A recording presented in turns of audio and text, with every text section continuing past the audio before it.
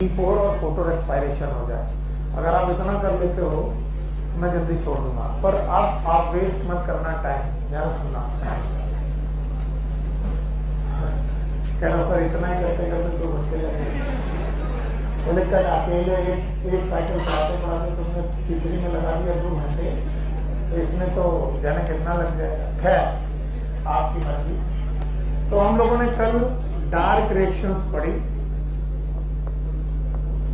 और dark reaction के बारे में ये जाना, ये रिएक्शन स्ट्रोमा में होते हैं।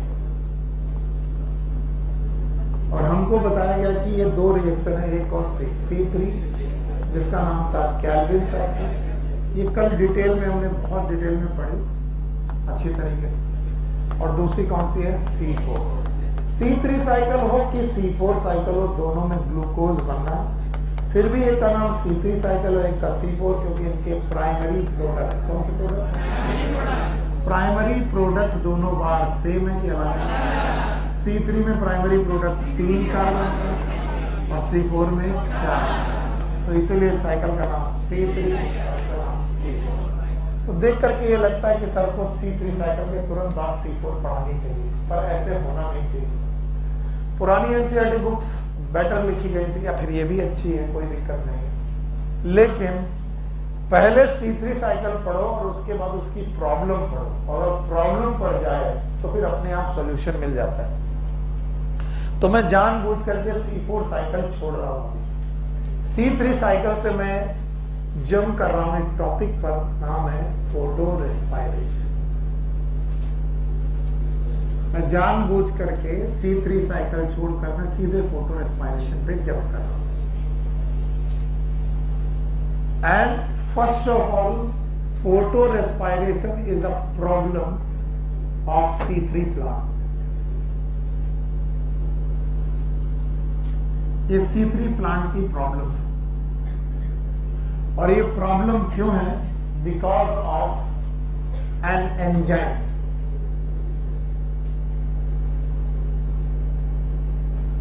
ये एक प्रॉब्लम है जो एक एंजाइम की वजह से है।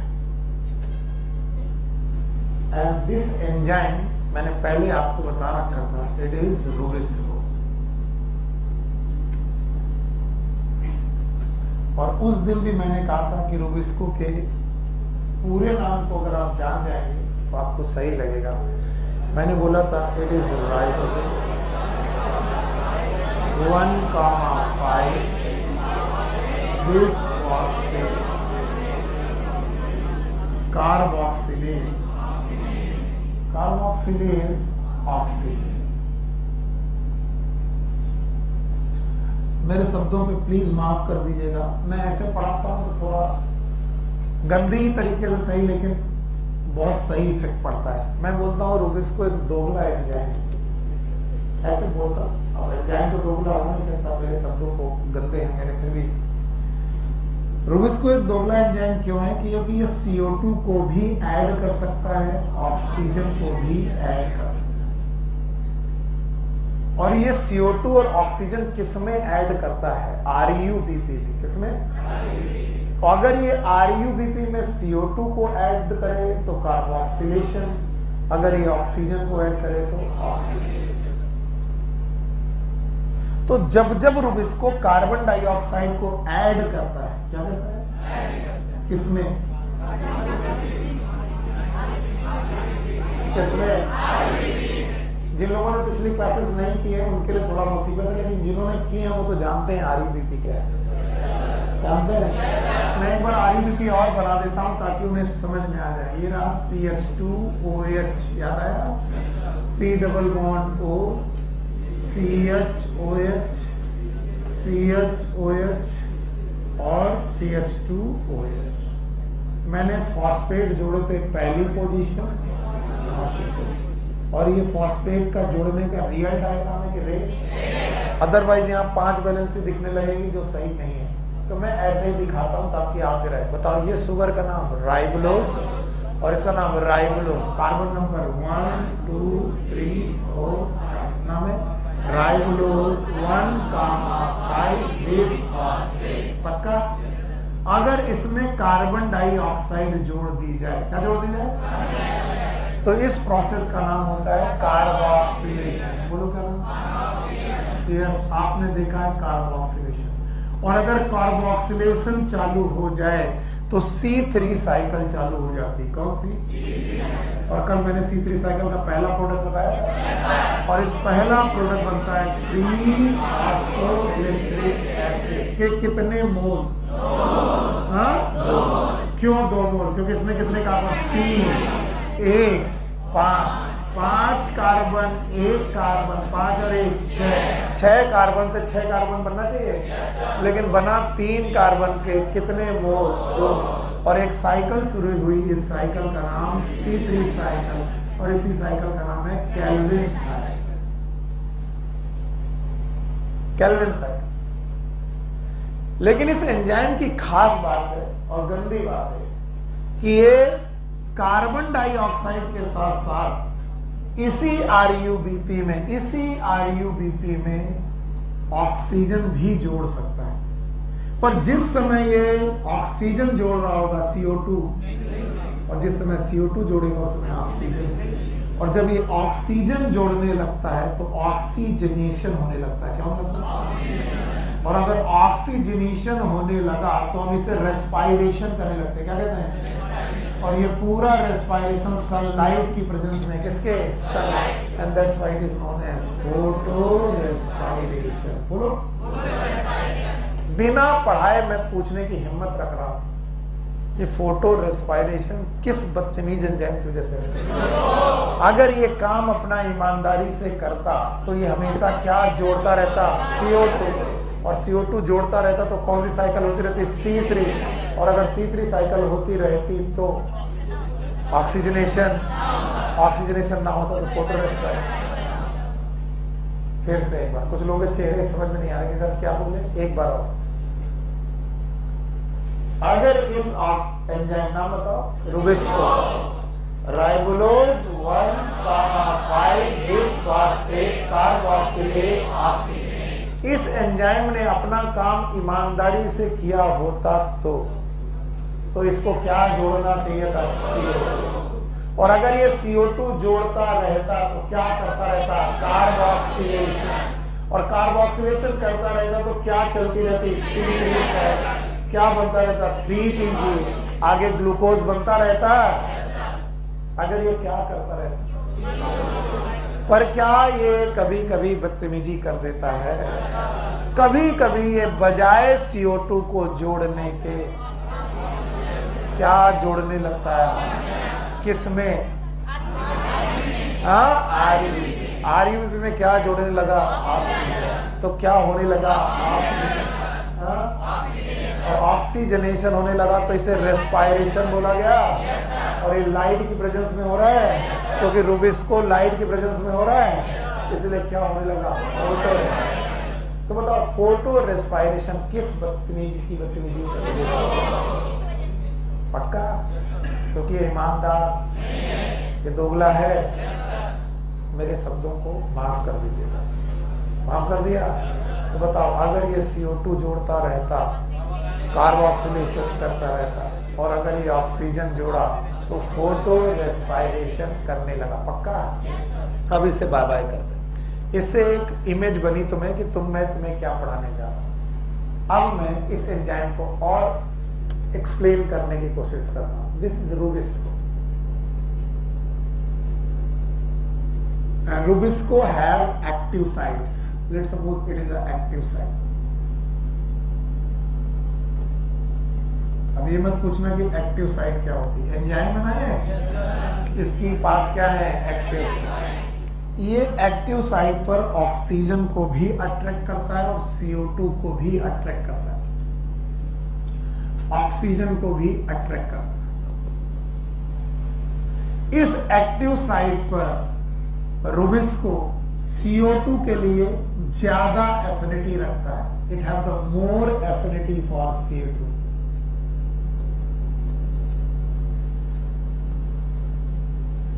यानी रुबिस्को नाम का एंजाइम दोगला है, लेकिन उतना दोगला नहीं है। क्यों? क्योंकि अभी भी वो कहता है ठीक है मैं दोनों को लाइक करता हूं, लेकिन ज्यादा किसको? और अगर मैं CO2 को ज्यादा लाइक करता हूं तो मेरी टेंडेंसी है कि मैं क्या करूं, और अगर मैं टेंडेंसी कार्बोक्सिलेशन का रखता हूं तो मैं कैसी साइकिल को फेवर, इसका मतलब मैं फोटो रेस्पिरेशन को फेवर नहीं करता और मैं ग्लूकोज बनाने पर लगा रहता हूं। लेकिन सर अगर ऑक्सीजन और कार्बन डाइऑक्साइड रेशियो डिस्टर्ब हो जाए, क्या ऑक्सीजन और कार्बन डाई रेशियो डिस्टर्ब हो जाए, यानी ऑक्सीजन बहुत ज्यादा होने लगे, कम की ज्यादा, और CO2 एनवायरमेंट में कम होने लगे, कौन कम होने लगे, CO2, तो बताओ इनका रेशियो डिस्टर्ब होगा, कौन ज्यादा होने लगे, ऑक्सीजन। ऑक्सीजन का कंसंट्रेशन अगर बढ़ने लगे और CO2 का कंसंट्रेशन अगर घटने लगे, या फिर टेम्परेचर बढ़ने लगे, क्या बढ़ने लगे, टेम्परेचर, बोलो क्या, या फिर लाइट इंटेंसिटी ज्यादा होने लगे, लाइट इंटेंसिटी ज्यादा होगी तो टेम्परेचर फिर से ज्यादा। तीन चीजें याद रखना, बोलो क्या, ऑक्सीजन बढ़ने लगे, CO2 कम हो जाए, टेम्परेचर बढ़ने लगे और लाइट इंटेंसिटी भी बढ़ने लगे। तो ये रुबिस्को बजाय CO2 को अट्रैक्ट करने के किसे अट्रैक्ट लगता है, ऑक्सीजन, ऑक्सीजन को अट्रैक्ट करने लगता है। और अगर ये ऑक्सीजन को अट्रैक्ट करने लगता है तो क्या करने लगता है, फोटो रेस्पायरेशन। फिर से बोलो, तो कोई तुमसे पूछे photo respiration is a carboxylation की ऑक्सीजनेशन, अगर तुम इतना भी सिखा दोगे तो मेरे लिए काफी बढ़िया बात है। तो ये फोटो रेस्पिरेशन हमेशा करेगा क्या, कब करेगा, जब क्या ज्यादा होने लगे ऑक्सीजन, क्या कम होने लगे CO2, और क्या बढ़ने लगे टेम्परेचर और लाइट इंटेंसिटी बढ़ने लगे। यस। अब जरा धरती को देखो ध्यान से, मैंने तुमको इकोलॉजी भी पढ़ाई और धरती में तुमने देखा है बीचों बीच इक्वेटर, क्या बेटा देखा है, और इस इक्वेटर पर सनलाइट की इंटेंसिटी मिनिमम की मैक्सिमम, यानी मैक्सिमम है, तो बताओ यहाँ टेम्परेचर भी कम की ज्यादा, मेरी बात ध्यान सुनना, लाइट इंटेंसिटी यहां पर ज्यादा, टेम्परेचर भी यहां पर ज्यादा, और इस एरिया का नाम है ट्रॉपिक। फिर से बोलो, it is known as tropic.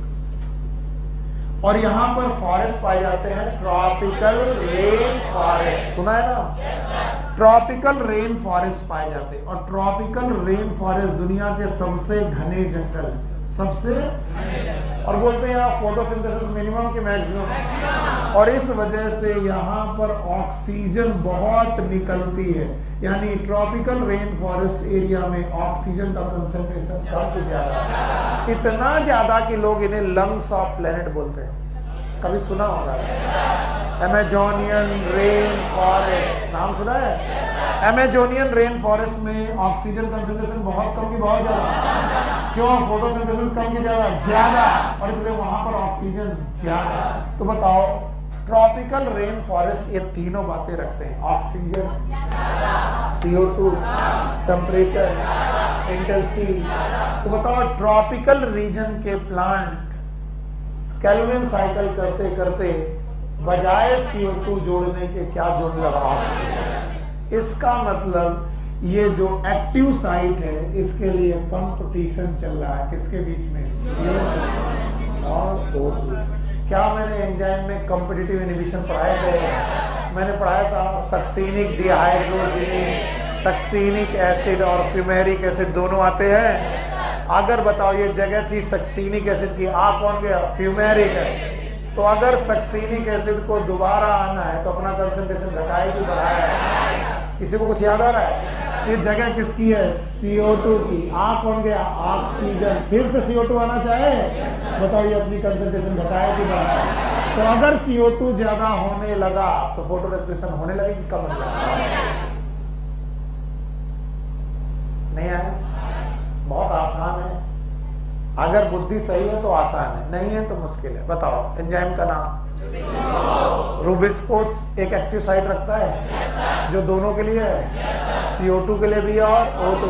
ज्यादा किसको, इसलिए ज्यादातर समय पर कौन सी साइकिल क्या बनने लगा, ज्यादातर समय पे ग्लूकोज ही बनाता है। लेकिन कभी कभी कब, जब ऑक्सीजन ज्यादा, CO2, टेम्परेचर, लाइट इंटेंसिटी, तब ये दोगला काम करता है। CO2 को अट्रैक्ट किसको जोड़ता है, ऑक्सीजन को जोड़ता है, और ऑक्सीजन को जोड़ते ही क्या करता है, ऑक्सीजन क्या चालू हो जाता है, क्या चालू हो जाता है, पक्का। सर उतनी देर से फोटो रेस्पिरेशन कर रहे हो, पर ये होता क्या मैं बताऊंगा। लेकिन ये कहाँ होता होगा, ट्रॉपिकल रेनफॉल, यानी ट्रॉपिकल प्लांट में C3 साइकिल जहां जहां हो रही है वहां रुबिस्को है। और ये रुबिस्को बताओ बदतमीजी करेगा, बदतमीजी का नाम फोटो रेस्पिरेशन है। बदतमीजी कैसे हुई वो देखते हैं। सर CH2OH था, C डबल बॉन्ड O था, सर CHOH था, सर जी यहां पर भी CHOH था, और ये था सर CH2OH। यहाँ फॉस्फेट था, फॉस्फेट होगा मतलब फास्फोरिक एसिड, फास्फोरिक एसिड को जोड़े ना, समझिए। यहाँ पर फॉस्फेट था, नाम बताओ। 1, ओके पूरा नाम राइबोलोज 1,5 बिस फॉस्फेट, पक्का। राइबोलोज 1,5 बिस फॉस्फेट। और इस पर एक एंजाइम आया, नाम था रुबिस्को। हाँ, उसने कहा मेरी कोई गलती नहीं है, क्योंकि यहाँ पर ऑक्सीजन ज्यादा, CO2, टेम्परेचर ज्यादा। अच्छा एक बात सुनना, pH भी ज्यादा। उसे pH शब्द ना यूज किया जाए तो अच्छा है। CO2 कम, इसका मतलब कार्बन डाइऑक्साइड कम, एसिड कम, H+ आयन कंसंट्रेशन कम, pH। तो बोलते हैं मैं बजाय CO2 जोड़ने के अब मैं इसमें ऑक्सीजन जोड़ने लगूंगा। और मैं एक चीज बता दूं, ऑक्सीजन बहुत खतरनाक एलिमेंट है या फिर मॉलिक्यूल है। ऑक्सीजन जहां भी रहता है तोड़ फोड़ मचाता है। बोलते हैं किसी ने पूछा ओरिजिन ऑफ लाइफ अब दोबारा समुद्र में हो सकती कि नहीं? नहीं। क्यों नहीं हो सकती? क्योंकि अब एनवायरनमेंट में ऑक्सीजन है, और जितने भी लार्ज मॉलिक्यूल बनेंगे ऑक्सीजन उन्हें रहने देगा कि तोड़ देगा। तो ऑक्सीजन की नीयत है कि जब भी उसे बड़ा मॉलिक्यूल मिलता है उसे वो तोड़ देगा। कितने कार्बन? 7। गिन लो बिटिया, 1 2 3 4 5। और ये है कार्बोनिल कंपाउंड। कौन? और उसका कर रहे हो ऑक्सीडेशन। आवाज नहीं सुना नहीं ना तुमने? केमिस्ट्री पढ़े हो बहुत ज्यादा। बताओ किसी कार्बोनिल कंपाउंड का ऑक्सीडेशन होगा तो प्रोडक्ट एसिड बनेगा। तो एसिड बनेगा, लेकिन बेटा कार्बन 2 इस ऑक्सीजन इस पूरे मॉलिक्यूल को तोड़ देगा। अब तोड़ कैसे सकता है? 2.5 कार्बन। अब कुछ लोग सुने नहीं, 5 कार्बन का प्रोडक्ट है तो 5 कार्बन को 2.5 में तोड़ दो, या तो 2 या तो 1 और 4। 1 कार्बन पे टूट नहीं रहा, 2 और 3 कार्बन के बीच में टूट रहा, 2 और 3 कार्बन के। और किसी ने बोला कि अगर ये कार्बोनिक एसिड है, क्या है? सॉरी, कार्बोनिल कंपाउंड है, तो उसका क्या हो रहा है? तो बताओ इससे एसिड बनेंगे। तो जो दोनों प्रोडक्ट बनेंगे वो क्या होने चाहिए? एसिड। बोलो एसिड। अब सुनना, ये 3 कार्बन का acid, C double bond OH, CHOH, CH2OH and P। नाम तो याद ही नहीं होगा। It is 3 phosphoglyceric acid. Yes और नो? और सर ये 2 कार्बन का acid, it is CH2OH, C double bond OH। कभी किसी ने इस अल्कोहल का नाम सुना है? किसका? What it is? हाँ, ये ग्लाइकॉल का एसिड है। बोलो ग्लाइकॉलिक एसिड। फिर से बोलो।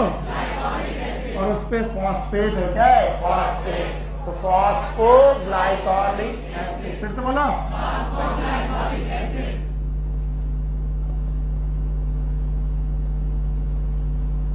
तो जब भी ऑक्सीजनेशन होगा, एक 2 कार्बन का प्रोडक्ट बनेगा और एक 3 कार्बन।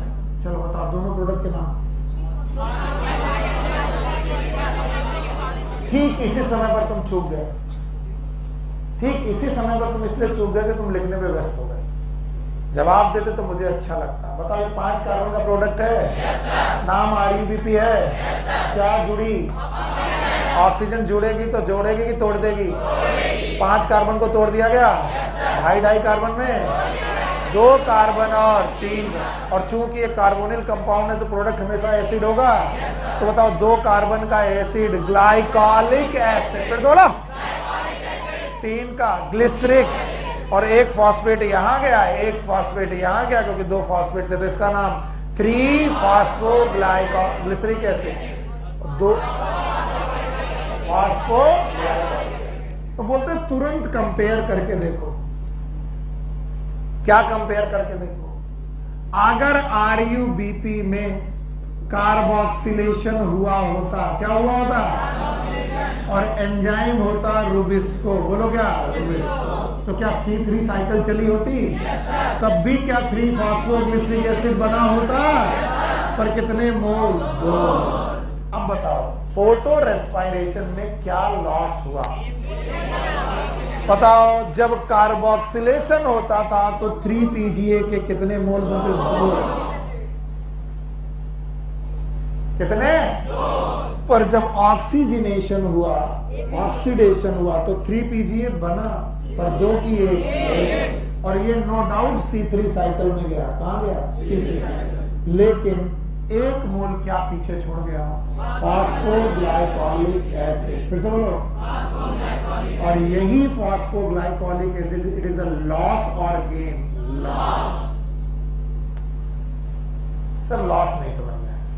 लॉस ये है कि अगर कार्बोक्सिलेशन होता तो 3 फॉस्फोग्लिसरिक एसिड मिल करके ग्लूकोज बनाते, और 2 फॉस्फोग्लिसरिक एसिड मिल करके ग्लूकोज बनाते। आज उस ऑक्सीजनेशन की वजह से उसी सब्सटेंस का 2 प्रोडक्ट बना कि 1, और दूसरा प्रोडक्ट हमारे गेन में है कि लॉस में? हटा दे, पक्का हटा दे। इसको लिख पाओगे? चलो अब मुझे पूरा विश्वास है कि तुम लिख पाओगे, अब आसानी से लिख पाओ। चलो RUBP में, अब मैं दिखाऊंगा नहीं डायग्राम। RUBP में क्या जोड़ा? ऑक्सीजन। क्या हुआ? ऑक्सीजनेशन, फिर से बोलो। अच्छा, किसकी प्रेजेंस में हुआ? रुबिस्को। रुबिस्को ये उल्टा काम क्यों करने लगा, बता पाओगे? क्योंकि CO2 ऑक्सीजन ज्यादा, CO2 कम, टेम्परेचर ज्यादा है, लाइट इंटेंसिटी भी ज्यादा, और इस वजह से बताओ ये कार्बन डाइऑक्साइड को जोड़ने लगा कि ऑक्सीजन? कार्बन डाइऑक्साइड को जोड़ना बंद, और बंद किया तो ऑक्सीजनेशन होने पर 2 प्रोडक्ट बनने लगे। एक का नाम है 3-फॉस्फोग्लिसरिक एसिड, फिर से बोलो। क्या ये C3 साइकिल में गया? तो जिसमें कितने कार्बन हैं? 3, पर एक प्रोडक्ट और बना। इस प्रोडक्ट का नाम है फॉस्फोग्लाइकोलिक एसिड। आपकी बुक में ग्लाइकोलेट लिखा होगा, डरना मत, इट इज फॉस्फोग्लाइकोलिक एसिड। और जरा मुझे देख के बताओ ये रिएक्शन कहां हुई होगी? क्लोरोप्लास्ट। तो फिर रुबिस्को कहां पर था? क्लोरोप्लास्ट। तो क्लोरोप्लास्ट नाम की जगह पर 3-फॉस्फोग्लिसरिक एसिड बना और फॉस्फोग्लाइकोलिक एसिड बना। अब ध्यान सुनना, फॉस्फोग्लाइकोलिक एसिड ने फॉस्फेट का लॉस किया, फॉस्फेट निकल गया, बिना ATP बनाए, नो ATP सिंथेसिस, बिना ATP बनाए ये फॉस्फोग्लाइकोलिक एसिड से फॉस्फेट निकल गया और बना ग्लाइकोलिक एसिड। काश कि आप ग्लाइकोलिक एसिड को सही ढंग से समझ पाते। It is C double bond OH CH2OH। क्या निकल गया? क्या बना? ग्लाइकोलिक एसिड ना। ग्लाइकोलिक एसिड आगे कंज्यूम हुआ और बनाया ग्लाइसिन। बोलो क्या बनाया? कुछ बच्चे ग्लाइसिन भूल गए होंगे, मैं उन्हें याद दिलाता हूं। COOH NH2 याद आया? RH याद आया? R की जगह पर H, बताओ ग्लाइसिन। क्या ये एक अमीनो एसिड है? कितने कार्बन का? 2। बताओ फास्फोग्लाइकोलिक एसिड में कितने कार्बन? 2। Glycolic acid glycine 2।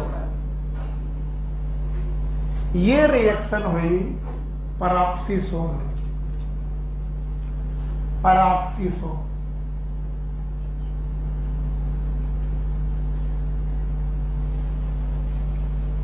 तो क्लोरोप्लास्ट की कहानी पैरोक्सिसोम में पहुंच गई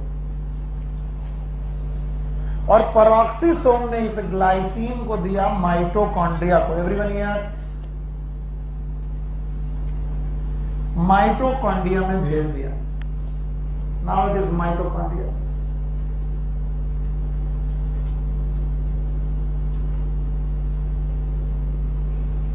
और 2 mole of glycine. Everyone here? नहीं तो समझ नहीं पाओ। ग्लाइसिन के 2 मोल NH2 COOH H and H के कितने मोल? 2 मोल।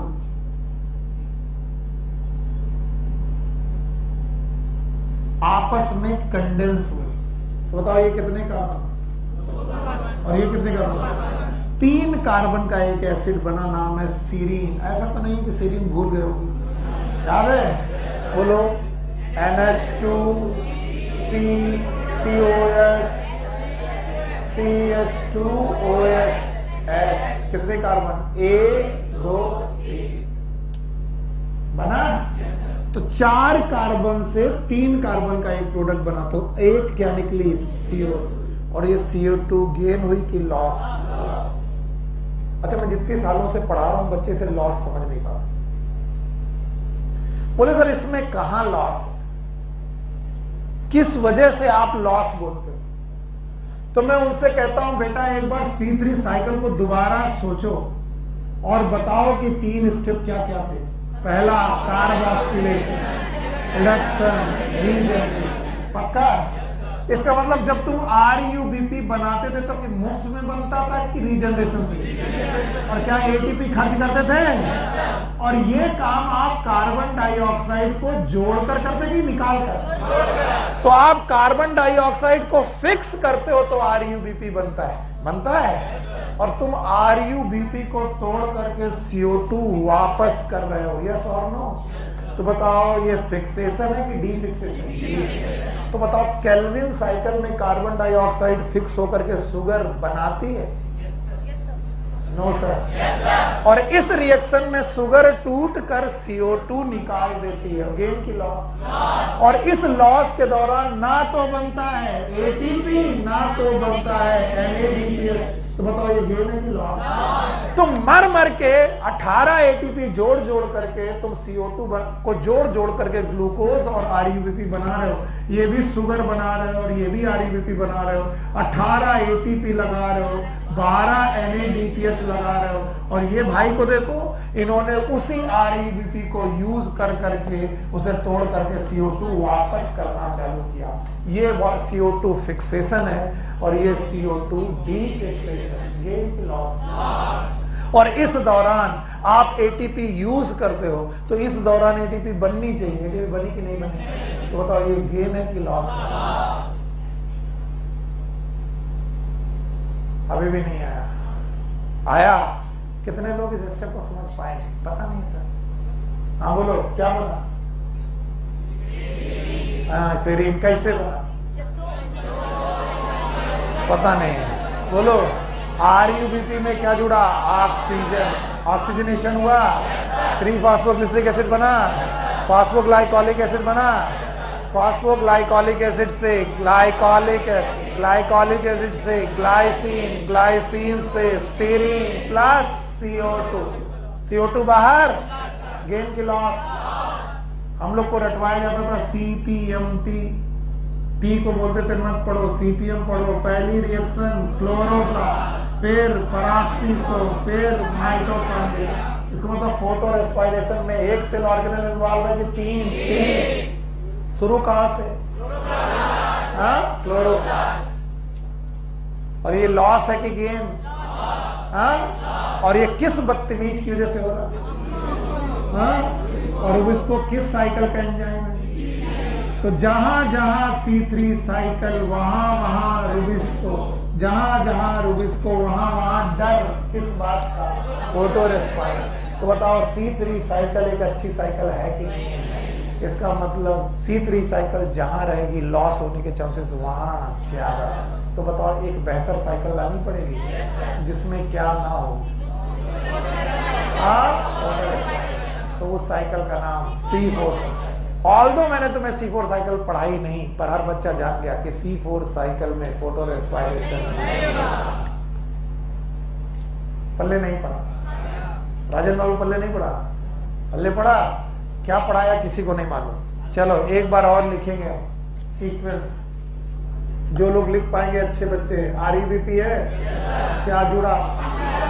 किसकी प्रेजेंस में? रुबिस्को की प्रेजेंस। पक्का? अच्छा, रुबिस्को की प्रेजेंस में कब? जब ऑक्सीजन ज्यादा, CO2 कम, टेम्परेचर ज्यादा। पक्का? कौन जुड़ी? CO2 जुड़ी, O2 जुड़ी। क्या बने? दो प्रोडक्ट। एक प्रोडक्ट 3-फॉस्फोग्लिसरीन कहाँ गया? C3 side. अब की बार मैं ऑर्गेनेल नहीं लिखूंगा, सीक्वेंस लिखूंगा। लिखोगे? बोलो क्या बना? फॉस्फोग्लाइकोलिक एसिड। पक्का?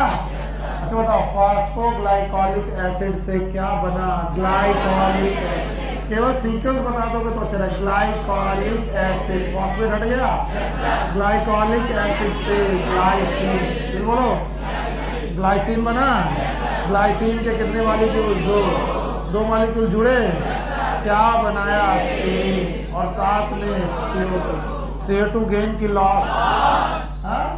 कितने कार्बन? 3। कितने कार्बन? कितने कार्बन? कितने कार्बन? 3। बताओ ज्यादातर कार्बन कितने? 2। इसीलिए फोटो रेस्पिरेशन का दूसरा नाम C2 पाथवे। बोलो क्या नाम? C2 pathway is the other name of photo respiration. ले सर, आप तो कहे थे कि C3 C4 पढ़ाओगे, बीच में कहा घुसा दिए।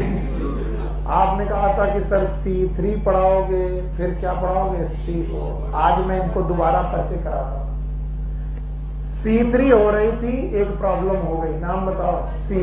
C2 से बचने के लिए नहीं आया। जहां जहां वहां बचना है तो अच्छा आए। बताओ इसमें ग्लूकोज बनेगी? ग्लूकोज बनेगी। इस ग्लूकोज बनने में एक डर है, उस डर का नाम C2, that is photo respiration. और अगर अच्छे बच्चे हो तो इस सब की जरूरत नहीं है। दोगला एंजाइम याद है? काम बताओ। बदतमीज है? इस बदतमीज ने सब काम गड़बड़ कर दिया।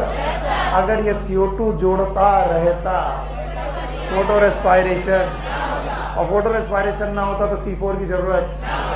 C4 की जरूरत क्यों हुई? क्योंकि उसे फोटो रेस्पिरेशन से बचना। ना पीछे लौटो, 2 पेज आगे बढ़ गए थे, पीछे लौटो। और इस पीछे लौटने पे हम लोग पढ़ने जा रहे हैं C4 cycle.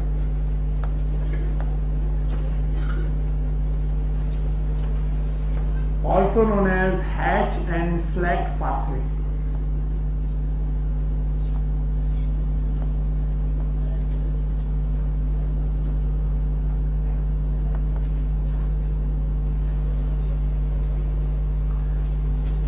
Okay, C4 cycle happen in a special type of plant.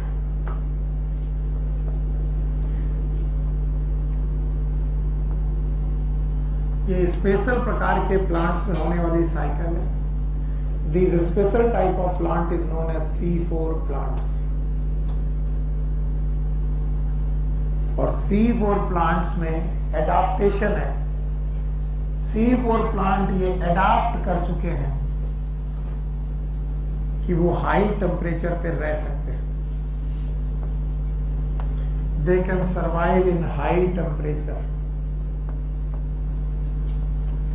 They can survive in high light intensity.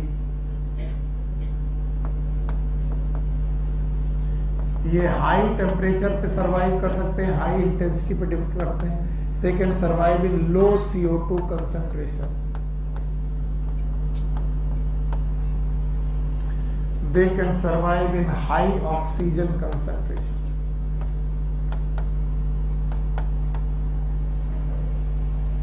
तो इतना सारी चीजों को झेलने के लिए C4 प्लांट ने अपनी लीफ की मॉर्फोलॉजी में बदलाव किया है। They have different type of leaf morphology. किसी को इकोलॉजी में एडाप्टेशन की डेफिनेशन याद है? It is a change in morphology, physiology that help in survival and reproduction। यानी C4 प्लांट अपनी क्या बदल रहे हैं? मॉर्फोलॉजी या फिर एनाटॉमी। याद रहे हैं, लीफ मॉर्फोलॉजी वो भी इंटरनल मॉर्फोलॉजी, और internal morphology is always known as anatomy. फिर से बोलो। तो लीफ अपनी एनाटॉमी को बदल चुके हैं सारे पौधे की C4 प्लांट, और ये एक अजीब अलग प्रकार की एनाटॉमी रखते हैं, and that anatomy is known as Kranz anatomy. यानी C4 पौधों में क्रेंज एनाटॉमी का नाम की एनाटॉमी होती है। कई सालों तक मैं खुद अपनी बात बता रहा हूं, जब तक मैं तैयारी करता रहा, कई सालों तक मैं क्रेंज किसी वैज्ञानिक का नाम समझता रहा। It is not the name of scientist। पहली बात, it is not the name of scientist। The cranch is a name of arrangement। क्रेंज एक प्रकार के अरेंजमेंट का नाम है। इसी क्रेंज का दूसरा नाम होता है रेथ। रथ नहीं, रेथ। अच्छा, हमारे बच्चे ना तो क्रेंज जाने ना तो रेत जाने, उनको जितना कठिन क्रेंज है। तो जब मैं बोलता हूँ रेत एक माला है, तो बोले माला थोड़ी ना होता, माला को तो गार्लैंड बोलते हैं। तो बोलते हैं जब कभी कोई राष्ट्रपति प्रधानमंत्री जब मरता है तो तुमने टीवी पर प्रसारण देखा होगा, लोग टायर जैसा देखे हो, वो एकदम सॉलिडिफाई होता है, ऐसा नहीं कि छुओगे तो गिर जाएगा, टायर जैसा होता है, लाइक दिस। यस, और यहाँ सब फूल लगे होते हैं। सर कभी नहीं देखा ऐसा, कभी नहीं देखा। इसमें खूब मतलब बेला चमेली के फूल, लाल वाल। अब जो मर गया उसको फूल से क्या मतलब है, और उसको रखते हैं श्रद्धा सुमन अर्पित कर। ये जो अरेंजमेंट है यही है रथ, रथ नहीं। तो बोलते हैं कि लीफ की एनाटॉमी में रेथ लाइक अरेंजमेंट हो जाता है। अब रेथ लाइक अरेंजमेंट का मतलब क्या होता है? Wraith like arrangement is a special arrangement. आदमी को जब नॉर्मल आता हो तो स्पेशल समझे। ये बात मुझे अचानक एक बात याद आ जाती है हर साल। अभी बीच में मैंने सुना दिया था, फिर सुना। जब आप डॉक्टर बनते हो पहले साल, वेरी फर्स्ट ईयर, 3 महीने के अंदर अंदर आप डॉक्टर बन गए, पूरे मोहल्ले भावा हो गए, शर्मा जी का लड़का डॉक्टर, गुप्ता जी, शर्मा जी, पाल जी, और बिटिया अगर बन गई तो आप पता ही हो जाता है। फलानी साहब की बिटिया देखी ना, वो बहुत पढ़ती थी, माँ बाप से मिलना बंद कर दिया था उसने, एक कमरे में छुपी रहती थी, वो पढ़ती रहती थी, तो भैया हल्ला मच जाता है। अब आप मेडिकल कॉलेज जाते हो तो पहली बार अपने दड़बे से बाहर आते हो, कि सिलेक्ट वही होता जो दिखाई ना पड़े। पहली बार आप एप्रन पहन के जैसे ही बाहर निकलते हो, और आप थोड़ा स्टाइल भी मारते हो क्योंकि आपके पास सफेद कोट है, स्कूटी पापा ने खरीदवाई दी है, गर्ल्स के साथ, और गर्ल्स फिर वो स्टेथोस्कोप यहाँ रखती हैं, फिर सफेद कोट पहनती हैं, फिर हेलमेट लगाती हैं, फिर किसी को देखती नहीं है।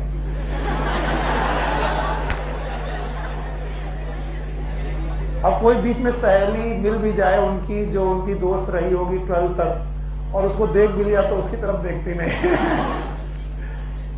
स्टाइल देखा। अच्छा, ये बच्चियां अक्सर बहुत बुरी तरीके से फंसती हैं जब मोहल्ले की आंटी का पैर टूटता है। अब मोहल्ले की आंटी का पैर टूटा, उन्होंने एक्सरे कराया और उन्होंने ऑर्थोपेडिशियन को दिखाया है कि आपको फ्रैक्चर है, प्लास्टर लगाना पड़ेगा, पर पता नहीं उस डॉक्टर पे ने विश्वास ही नहीं है। बगल वाली जो शर्मा जी की बिटिया सेलेक्ट हुई है उसी को बुलाया जाता है, बिटिया इधर आना। बिटिया भी कहती डॉक्टर बन गए, सब जगह पर बड़ी बड़ाई हो रही है। पहुंचती, हाँ आंटी देखो बेटा एक्सरे।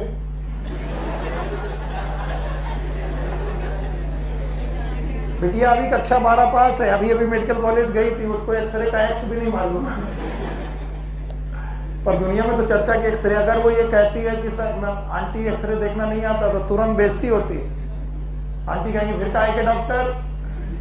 और अगर एक्सरे लेती भी है तो देखेगी क्या, क्योंकि उसे नॉर्मल चीज मालूम नहीं, तो अब नॉर्मल चीज कैसे मालूम। और बिटिया बिना कुछ देखे बोलती हाँ हाँ फ्रैक्चर है बिटिया फ्रैक्चर, हाँ आपका दाहिना पैर टूटा। अरे बिटिया मेरा तो बायां है। अच्छा अच्छा मैंने उल्टा पकड़ा था। हाँ दिख तो रहा है, ये वाली हड्डी टीविया दिख रही नहीं बेटा, मेरा तो पंजा है।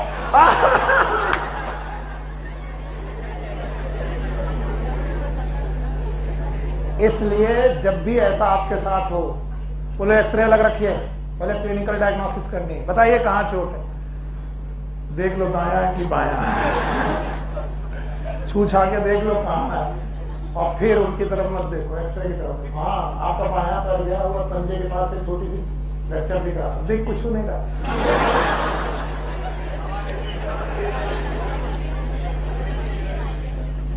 पर तुम्हारी स्टाइल बन गई यार, बड़ी इंटेलिजेंट लड़की, एकदम वही बताया जो पढ़ा लिखा डॉक्टर बताया था। अब हमने स्टाइल मारी, बिल्कुल एग्जैक्ट शब्द वही निकल रहे, बाएं पैर में फ्रैक्चर हुआ है, पंजे में फ्रैक्चर हुआ है, तीसरी उंगली टूटी हुई है, प्लास्टर लगाना पड़ेगा। बोले 3 महीने में ये वो सीख गई जो बदतमीज वो डॉक्टर पिछले 15 साल से कर रहा है। बिटिया बड़ी अच्छी तरीके से तुम्हारी पढ़ाई हो रही है, बिटिया जान ली कैसे इज्जत बचाएगी।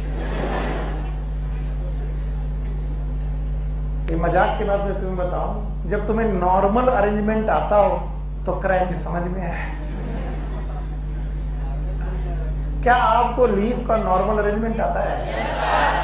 तो पहले मैं नॉर्मल अरेंजमेंट सुन लूं, फिर क्रैंच एनाटॉमी का अरेंजमेंट बता दूंगा, ठीक है? चलो बताओ, C4 साइकिल किसने बताई?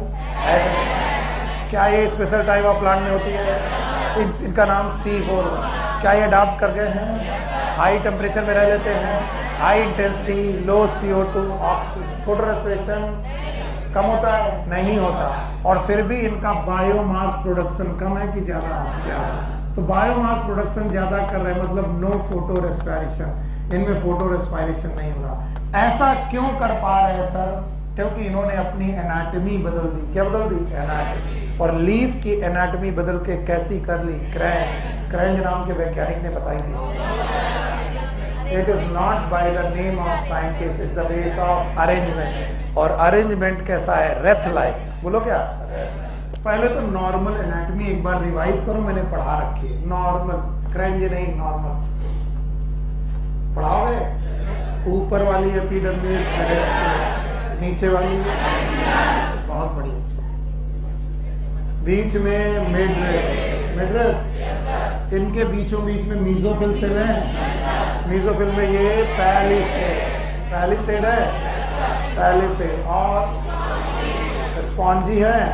मैं लिख दे रहा हूँ, कुछ कुछ याद आ जाए। पैलिसेड, यस और नो। और ये वाली स्पॉन्जी। अच्छा बताओ, ये मिड रिब है, और मिड रिब के अंदर है वेस्कुलर बंडल। कौन बेटा?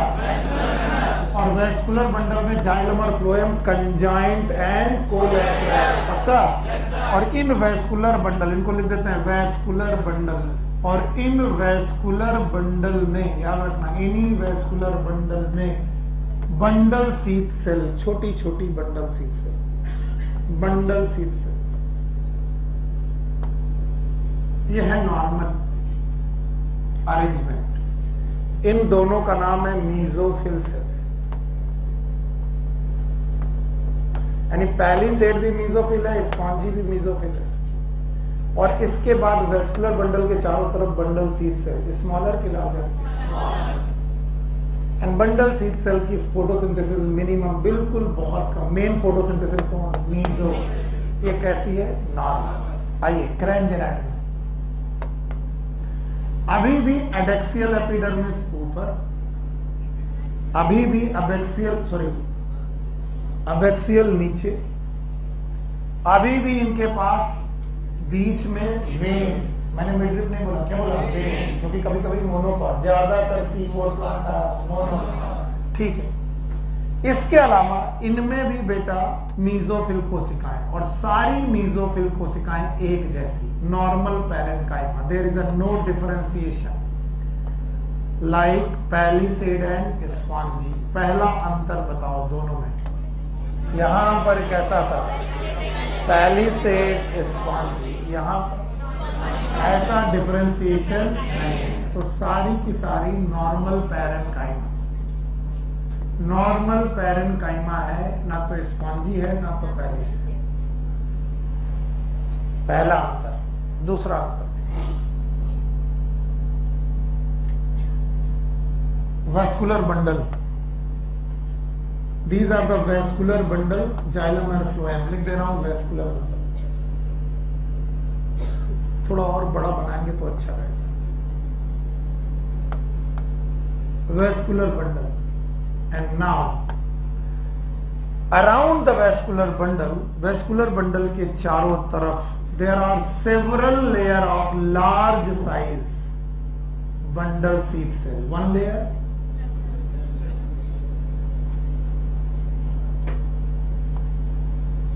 मैं एक ही का डायग्राम बनाता हूं। So there are several layer of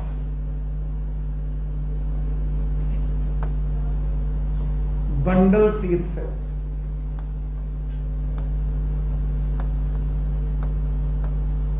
और इनका arrangement it look like Kranz. कैसा? दिखाया था, तो इनका अरेंजमेंट कैसा दिखाई पड़ा? क्रेंज। वो वाला क्रेंज ज्यादा अच्छा है, ये कम है। तो बताओ, एक लेयर बंडल शीथ की several? And now these bundle sheath cell are large cell. कैसी सेल? लार्ज। अंतर बताओ, यहां पर जो बंडल शीथ थी, यहां की बंडल शीथ, इनकी लार्ज। इन बंडल शीथ में क्लोरोप्लास्ट की कंटेंट नेग्लिजिबल थी। किसमें? नेग्लिजिबल। इन वाली बंडल शीथ में लार्ज नंबर ऑफ क्लोरोप्लास्ट, यही शब्द मिलेगा, लार्ज नंबर ऑफ क्लोरोप्लास्ट। जब एनसीईआरटी पढ़ोगे तो यही शब्द मिलेगा।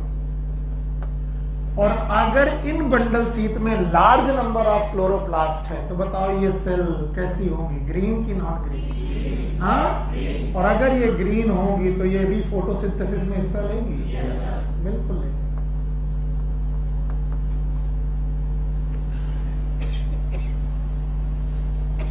तो पहले नॉर्मल एनाटॉमी, फिर क्रेंज एनाटॉमी। तो जो क्रेंज एनाटॉमी है उसमें क्या क्या बातें दिखाई पड़ी? यहां पर किसका डिफरेंशिएशन नहीं है?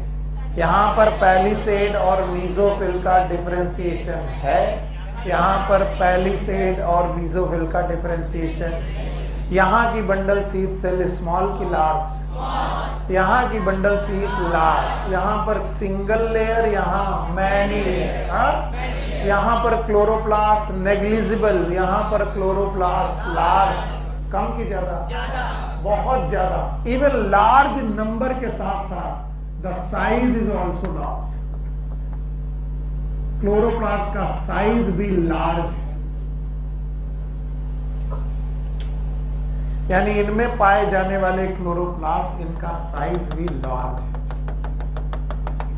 अब सबसे महत्वपूर्ण बात जो सबको सीखनी है, सब कुछ छोड़ के सीखनी है, पेन छोड़ के, कि चाहे कुछ भी कर लो इस एनाटॉमी में, डर तो अभी भी बना हुआ है। क्या डर है? डर है ये सब कि बाहर के एनवायरनमेंट में, बाहर के सर ऑक्सीजन ज्यादा है, क्या है, CO2 कम है, टेम्परेचर ज्यादा।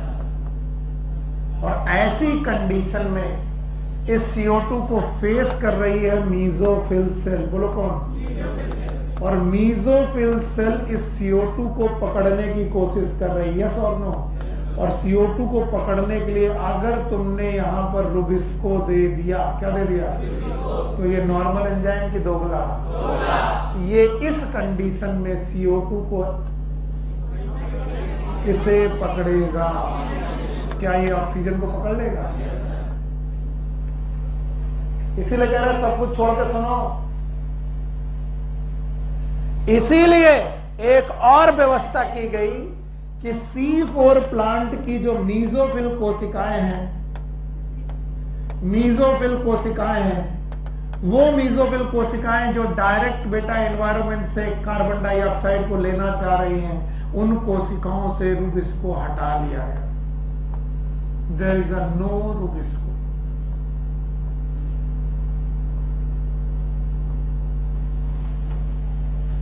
सारे अंतर पूछूंगा, सो मत जाना, बस बताओ मीजोफिल कोशिकाओं में रुबिस्को दिया गया कि नहीं दिया? नहीं दिया। तो जब सब रुबिस्को नहीं दिया गया तो अब CO2 को पकड़े कौन? बोले एक ईमानदार एंजाइम रखा गया, ये इतना ईमानदार है मर जाएगा, लेकिन केवल किसे पकड़ेगा? CO2। और इस एंजाइम का नाम है PEP कार्बोक्सिलेज। फिर से बोलो। तो बताओ कार्बन डाइऑक्साइड को पकड़ने का काम दोगले एंजाइम को दिया गया कि PEP का, PEP। और PEP कार्बोक्सिलेज कहता है मैं किसे जानता हूं, ऑक्सीजन चाहे कितनी भी ज्यादा क्यों ना हो जाए, मेरा ऑक्सीजन से कोई रिश्ता, और CO2 चाहे कितनी कम क्यों ना हो जाए, मैं हमेशा किसे पकड़ूंगा? CO2। मेरा नाम है PEP कार्बोक्सिलेज। दोगला की ईमानदार। इस दुनिया में ईमानदारी बड़ी अच्छी चीज। लोग बोलते हैं सर आज के जमाने में ईमानदारी कुछ नहीं। मैं कहता हूँ ईमानदारी बड़ी अच्छी चीज। इवन चोर भी जो चोरी करने जा रहे हैं, वो चोरी करने के बाद कहते भाई देखो बंटवारा ईमानदारी से होगा। चुरा के लाए बहुत सारा सोना, किसी ने सोना गहना, बोले देखो भाई बंटवारा। इवन गलत आदमी में भी ईमानदारी की बड़ी जरूरत है। और PEP कार्बोक्सिलेज कहता है कि चाहे एनवायरनमेंट में केवल ऑक्सीजन आ जाए, CO2 ना रहे, तो मैं ऑक्सीजन को कभी भी एब्जॉर्ब नहीं कर। और वहीं रुबिस्को होता तो बदतमीजी कर देता। तो मीजोफिल कोशिकाओं में रुबिस्को रखा गया कि नहीं रखा गया? तो क्या दुनिया से ही रुबिस्को हटा दिया गया? नहीं, बंडल शीत कोशिकाओं को रुबिस्को दिया गया, यानी these bundle sheath cell they have rubisco. तो किसी ने कहा सर जहां रुबिस्को रहेगा वहां गंदगी मचाएगा। हाँ मचाएगा, लेकिन रुबिस्को को एनवायरनमेंट के डायरेक्ट कांटेक्ट से बचा दिया गया और दूर रखा गया, और इसको पता नहीं चलने दिया गया कि रुबिस्को को कि ऑक्सीजन वहां ज्यादा और CO2 कम। इसलिए फोटोसिंथेसिस एक जगह हुई कि दो जगह? पहली कौन सी सेल? मीजोफिल सेल, दूसरा इतना पढ़ाने के बाद आप सो गए? जवाब दोगे? क्रैंज एनाटॉमी बताओगे? अगर मैं पॉइंट ना लिखाऊं तो तुम लिख पाओगे? देखते हैं लिख पाओगे कि नहीं। बताओ क्रैंज एनाटॉमी याद है? कुछ पॉइंट है 5, बता पाओगे? बताओ। There is no difference in mesophyll है, तो डिफरेंस है कि नहीं? बताओ। सॉरी, मीजोफिल और मीजोफिल में पैलिसेड और स्पंजी का difference. Bundle sheet cell small की लार्ज, एक लेयर की मैनी लेयर, क्लोरोप्लास्ट स्मॉल की लार्ज, साइज। ये 5 एनाटॉमी के पॉइंट हो गए। 2 और पॉइंट, रुबिस्को कहां नहीं है, कहां है? 7 पॉइंट बता पाओगे? ये क्रैंज एनाटॉमी के पॉइंट है। मुझे तो डर लग रहा, बता पाओगे? बता पाओगे? फिर से बताओ। पहला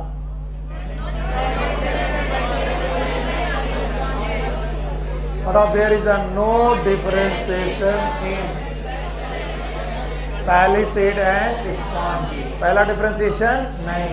फिर बंडल शीत की लेयर एक की मैनी, बंडल सेल स्मॉल की लाल, और इनका अरेंजमेंट रिथ लाइक है, और इनमें क्लोरोप्लास्ट का नंबर ज्यादा, साइज भी। और बताइए रूबिस्को एंजाइम याद है? कहाँ नहीं है? हाँ कहाँ है? तो फिर मीसोसेल में कार्बन डाइऑक्साइड को पकड़ने का कोई एंजाइम नहीं। कौन? इसका मतलब फोटोसिंथेसिस एक जगह की दो जगह? आइए वो दो जगह देखते हैं। पहली जगह का नाम है मीसोफिल सेल। बोलो कौन? Mesophyll cell. और दूसरी जगह का नाम है बंडल शीत सेल।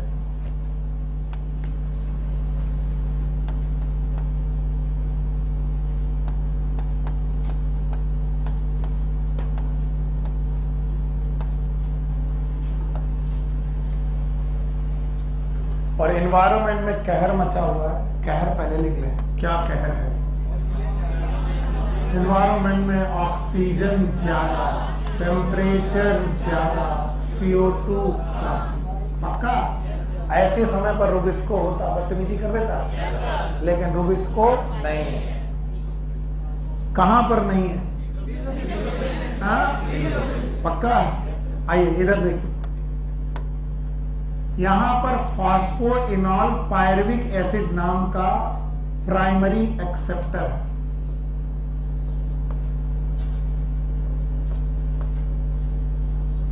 क्या तुम्हें C3 साइकिल का प्राइमरी एक्सेप्टर याद है? बोलो। RUBP। यहां पर कौन है? PEP, phosphoenol pyruvic acid. 3 carbon का सब्सटेंस है primary acceptor. Phosphoenol pyruvic acid carbon dioxide को जोड़ता है। किसको? और एक एंजाइम की प्रेजेंस में जोड़ता है। नाम बताएंगे, मुझे अच्छा लगे। बोलो। Phosphoenol pyruvate carboxylase. और चूंकि कार्बन डाइऑक्साइड जुड़ रही है, इसका नाम है कार्बोक्सिलेशन। फिर से बोलो। तो भाइयों बहनों, क्या C4 साइकिल में भी कार्बोक्सिलेशन है? yes, sir। डर है मुझे, क्योंकि तुमने C3 साइकिल के रट्टे मारे हैं। C3 साइकिल के 3 स्टेप याद है? पहला कार्बोक्सिलेशन, याद है?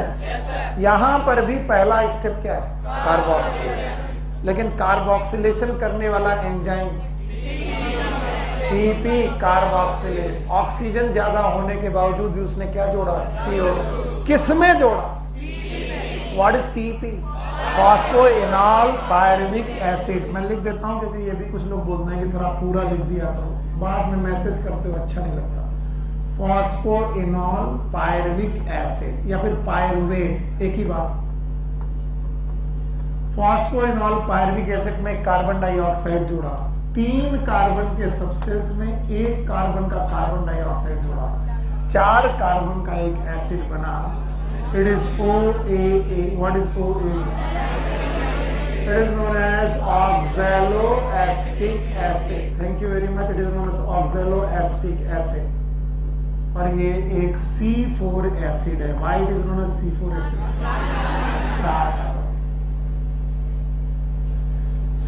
ऑक्सैलोएसिटिक एसिड से बना मैलिक एसिड।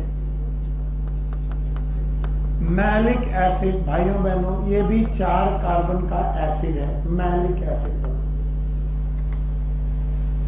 इस मैलिक एसिड का ट्रांसपोर्ट हुआ, मैं शब्द लिख रहा हूं। पहला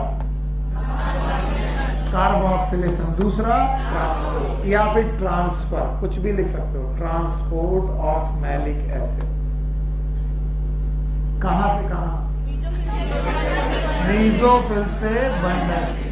C4 एसिड यहां पर भी पहुंचा। इसी C4 एसिड का नाम है मैलिक एसिड। अभी NCERT के तरीके से भी दिखा दूंगा, चिंता मत करो। अब इस मैलिक एसिड से हुआ डीकार्बोक्सिलेशन। शब्द बोलो। क्या निकली? CO2। क्या निकली? CO2। स्टेप का नाम है डी कार्बोक्सिलेशन। चलो मेरे साथ 3 स्टेप अभी बताओगे? बोलो, पहला बोलो। Carboxylation, transport, D carboxylation. बताइए डी कार्बोक्सिलेशन कहाँ हुआ? ये बंडल सीट में जो डी कार्बोक्सिलेशन हुआ, यहां पर बैठे हैं रुबिस्को। कौन? रुबिस्को।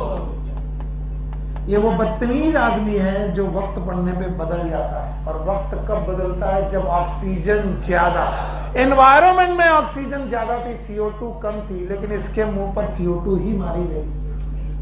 नहीं समझे? ऑल्दो एनवायरनमेंट में CO2 कम है, ऑक्सीजन ज्यादा है, लेकिन ये भैया जहां थे वहां पर इनके मुंह पे क्या मारी गई? CO2। तो इनको ये पता ही नहीं चला कि एनवायरनमेंट में CO2 कम है, ऑक्सीजन ज्यादा, क्योंकि ये जहां रह रहे वहां पर CO2 की भरमार लगा दी हमने, प्रोसेस का नाम। और अगर हमने ऐसा किया तो अब ये बदतमीजी कर पाएंगे कि नहीं? ये चुपचाप RUBP में, क्या RUBP में किसको जोड़ेंगे? CO2। क्या बनाएंगे? 3-फॉस्फोग्लिसरीन। क्या पूरी साइकिल याद है? पूरी पूछ लूं मैं? बोलो। Three phosphoglyceric acid, 1,3 diphosphoglyceric acid, 1,3 diphosphoglycerine, three phosphoglycerine. क्या इससे ग्लूकोज बनने लगेगा? No sir. कितने चक्कर चाहिए? 6। याद है? पहला step carboxylation, reduction, regen. C3 cycle चलने लगी। किसी ने बोला क्या सर C4 प्लांट में C3 साइकिल चलती है? Yes sir, because C3 cycle is a universal cycle. दुनिया की हर जगह पर C3 साइकिल जरूर चलेगी। यस और नो? यस। तो सर ग्लूकोज बनने लगा। ग्लूकोज क्यों बनने लगा? क्योंकि हमें रुबिस्को से डर था। किससे? और रुबिस्को दोगलापन कर देता। अगर रुबिस्को कहाँ होता? मीजोफिल। और उस समय पर ये दोगलापन क्या करता? CO2 पकड़ता कि ऑक्सीजन? ऑक्सीजन। लेकिन जहां रुबिस्को रहा, मैंने उसे भनक लगने, जहां वो रहा वहां मैंने CO2 की भरमार कर दी बाय द प्रोसेस। नहीं आया। और जैसे मैंने डी कार्बोक्सिलेशन किया, इधर देखो सब, मैलिक एसिड से। किससे? जो कि कितने कार्बन का पास बना? Pyruvic acid. फिर से बोलो। पायरविक एसिड बना। It is known as pyruvic acid. कितने कार्बन का? It is C3 acid. और इसका फिर से हुआ ट्रांसपोर्ट। बोलो क्या? ट्रांसपोर्ट। और भाइयों बहनों, it is a pyruvic acid which reaches up to the again कहा? मेसोफिल। साइकिल पूरी नहीं हुई है अभी। और पायरविक एसिड में अगर मैं फॉस्फेट जोड़ दूं, क्या जोड़ दूं? तो ये बन जाएगा फॉस्फोइनॉल पायरविक एसिड। सबसे कंफ्यूजिंग स्टेप है, सबसे ज्यादा कंफ्यूजिंग स्टेप है। पायरविक एसिड से फॉस्फोइनॉल पायरविक एसिड बनना, it is known as regeneration. फिर से बोलो, रीजनरेशन। और अब की बार रीजनरेशन किसका हुआ है? RUBP का कि PEP का? तो पहले सारे स्टेप बताओ। पहला carboxylation, transport, decarboxylation, transport, regen. और रीजनरेशन में मैंने पायरविक एसिड में क्या जोड़ा? Phosphoenol pyruvic acid. बस बोलो। और अब की बार ये करने के लिए मुझे ATP जोड़नी पड़ी। क्या? What is ATP? Adenosine triphosphate. लेकिन प्रोडक्ट में बना AMP। ये बड़ा अजीब है। What is AMP? Adenosine monophosphate. तो एक ATP में 3 फॉस्फेट थे और AMP में 1। तो बताओ यहां से 2 फॉस्फेट चुराए गए। इसका मतलब एक ATP से एक ATP के बराबर काम लिया गया कि डबल? एक स्टेप लोग कंफ्यूज हो जाते हैं, फिर बाद में पूछोगे, अकेले आओगे, फिर डर के पूछोगे, कौन पूछे कहीं मारी ना दे। पूछो तो डांट देता है, बदतमीज आदमी है, इससे ना पूछो तो अच्छा है। इसलिए कई बच्चे से पूछते रहे। फिर से सुनो, जब ATP से फॉस्फेट हम फॉस्फोइनॉल पायरवेट में दे रहे हैं तो क्या बनता है? AMP। यानी एक ATP से 2 इनऑर्गेनिक फॉस्फेट और ट्राई फॉस्फेट से मोनोफॉस्फेट। 2 फॉस्फेट का लॉस हो रहा, तो एटीपी वैसे कितने फॉस्फेट निकालता है? ए। यहां कितने निकाला? 2। इसका मतलब एक एटीपी के बराबर काम कर रहा है 2। हाँ 2। अब ध्यान सुनना, बाकी बैलेंस आपको करना है, शायद कर पाओ शायद ना भी कर पाओ। आप बताओ मुझे, अगर बेटा ये ग्लूकोज बनाना है तो कितने चक्कर? 6 टर्न करने पड़ेंगे। तो कितनी CO2? तो बताओ डिकार्बोक्सिलेशन कितनी बार? 6। तो मैलिक एसिड, तो बताओ ऑक्सैलोएस्टिक, तो बताओ पायरुविक एसिड, ये pyruvic acid phosphoenol pyruvic acid, carbon dioxide, तो बताओ C4 साइकिल के भी कितने चक्कर? कितने चक्कर? 6। और अगर 6 चक्कर मारे भाइयों तो मुझे कुछ चीजें अभी चाहिए। बताओ इस जगह पर कितने एटीपी? 12 एटीपी याद है? और कितने NADPH? 12। यस और नो? No sir. और क्या रीजनरेशन याद है? बोलो 6। हाँ, क्योंकि C3 साइकिल चल रही है। तो कितने एटीपी? 12 और 6 टोटल 18 एटीपी हुए। कितने NADPH? 12। इस ग्लूकोज बनाने में क्या इनका भी रोल है? नहीं सर, क्योंकि ये ना होते तो CO2, तो ये 6 बार चलेंगे। एक बार चलने पर 1 एटीपी, तो 6 बार चलने पे 6 एटीपी। लेकिन कितने बने? 6। बुक कहती है ये एक्चुअली 6 नहीं है, 12। क्या है? बस यही बात बच्चों को समझ में नहीं आती। हाथ जोड़ के निवेदन है, फिर से सुन लो। अगर 1 एटीपी होता तो 1 इनऑर्गेनिक फॉस्फेट निकल के 1 AMP में चेंज होता, तो पर एटीपी कितना फॉस्फेट यूज करते? A। यस और नो? आपने यहां पर 1 एटीपी से कितने इनऑर्गेनिक फॉस्फेट निकाले? 2। कितने? तो 1 एटीपी से 1 एटीपी के बराबर काम लिया कि 2? इसका मतलब 6 एटीपी से 6 एटीपी के बराबर काम लिया कि 12? तो ये इफेक्टिवली कितने एटीपी का काम है? 12। इसलिए ये एक्स्ट्रा 12 एटीपी की जरूरत है। यस। कुछ लोग मुझसे लड़ते हैं, बाहर निकलूंगा, कहेंगे सर 6 एटीपी तो 6 ही मानो ना, 12 का मानो। तो मैं कहता हूं बेटा क्योंकि इसने क्या प्रोड्यूस किया? AMP।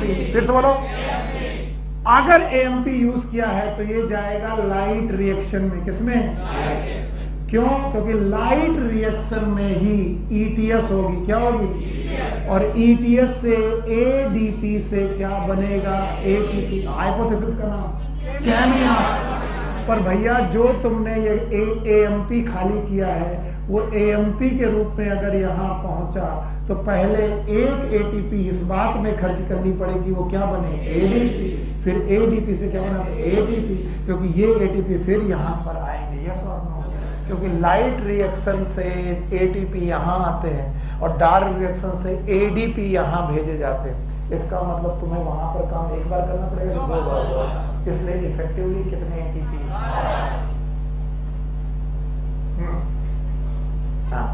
एक बार और, 2 बार। पहला पॉइंट यहां पर ATP है, फुल फॉर्म एडिनोसिन ट्राइफॉस्फेट। कितने फॉस्फेट है? 3। इससे बना AMP, एडिनोसिन मोनोफॉस्फेट। कितने फॉस्फेट यूज करेंगे? 2। का बचा कितना? A। यानी आपने 1 ATP से कितने फॉस्फेट निकाले? 2। जनरली कितने निकलते? 1 ATP से 1 फॉस्फेट निकलता है तो मैं ATP 1 काउंट करता हूं। यहां पर 1 ATP से कितने फॉस्फेट? 2। क्या बना? AMP। इसलिए 1 ATP ने 1 ATP का काम किया कि डबल? तो बताओ कितना? 12। यहां पर बच्चे मुझसे सेटिस्फाई नहीं हो, कहते हैं जब 6 ATP हैं तो 6 ही लिखो, 12 मत। तब मैं कहता हूं ये ट्रक लोडिंग और अनलोडिंग जैसा है। बातें में हंसो मत बेटा, कि आप एक ट्रक लेके चले हो, ये रहा वो ट्रक, और इस ट्रक में सामान लोड हुआ। इस लोड सामान का नाम है ATP। बोलो क्या नाम? और इस ट्रक का सामान अनलोड करो। क्या करोगे? अनलोड। और फिर से ट्रक तैयार है फिर से लोड करने के लिए। ये कहां लोड होता है? लाइट रिएक्शन में। फिर से बोलो, क्या बनती है? और ये कहां अनलोड होता है? Dark reaction. तो ATP यूज हो जाती है, क्या बनता है? ADP। फिर से ADP कहां जाती है? Light reaction. क्या बनाती है? ATP। फिर यहाँ आती है एटीपी से क्या बनता है एडीपी, फिर एडीपी कहाँ जाती है लाइट। लाइट रिएक्शन नहीं चल पाएगी अगर क्या ना हो एडीपी। कि तुम्हें एटीपी बनानी है तो क्या चाहिए एडीपी, और एडीपी आएंगी कहां से डार्क रिएक्शन। क्यों? अरे यार तुम लोग पागल हो क्या? डार्क रिएक्शन से क्यों आएंगी? क्योंकि वहां पर एटीपी यूज होकर क्या बना रही है एडीपी। हाँ, और ये एडीपी कहां पहुंचेंगी लाइट, और लाइट में क्या होगी एडीपी से क्या बनेगा एटीपी। नहीं आया? ट्रक खाली नहीं करोगे तो भर, अभी ट्रक भरा है क्या बना है एटीपी, खाली करके आ गए एडीपी, फिर से इनऑर्गेनिक फॉस्फेट भरा एटीपी, फिर खाली करा है तो खाली क्या करना है इनऑर्गेनिक फॉस्फेट। कितना? एक। तुम कितने खाली करा है? दो। तो अब की बार भरने पर एक बार ताकत की दो बार, क्योंकि केमी ऑस्मोटिक हाइपोथेसिस एडीपी से एटीपी बनाती है, और तुमने भेजा क्या है एएमपी। कहां से? यहां से भेजा एएमपी, तो पहला एएमपी से क्या बनाना पड़ेगा एडीपी, और फिर एडीपी से एडीपी, तो यहाँ पर दो इनऑर्गेनिक फॉस्फेट यूज करने पड़ेंगे। इफेक्टिवली तुम्हें कितने एटीपी बनाने पड़ेंगे 12। इन 6 एटीपी को रिकवर करने के लिए 12 एटीपी यहाँ पर ऐड करने पड़ेंगे। यस और नो? अभी भी नहीं आया, इसलिए 6 एटीपी नहीं है 12 एटीपी। और अगर 12 एटीपी ये एक्चुअली यूज हो रहे हैं तो 18 पहले यूज हुए थे। नो सर, याद है कितने? 12 और 6 18 और 12, ये किस साइकिल में C3, और ये कितने 12 18 और 12 30, यानी अब की बार 1 मोल ऑफ ग्लूकोज को बनाने में कितने 1 मोल ऑफ ग्लूकोज को बनाने में कितने गर्दन झुका दी, इसका मतलब नहीं आया, नहीं आया। एनसीईआरटी पहले तुमको सेटिस्फाई करें एनसीईआरटी से, फिर अपना फिर से बनाएं, तीसरी बार फिर से बनाएंगे। ऐसा करें कि एनसीईआरटी जैसा डायग्राम भी लगे।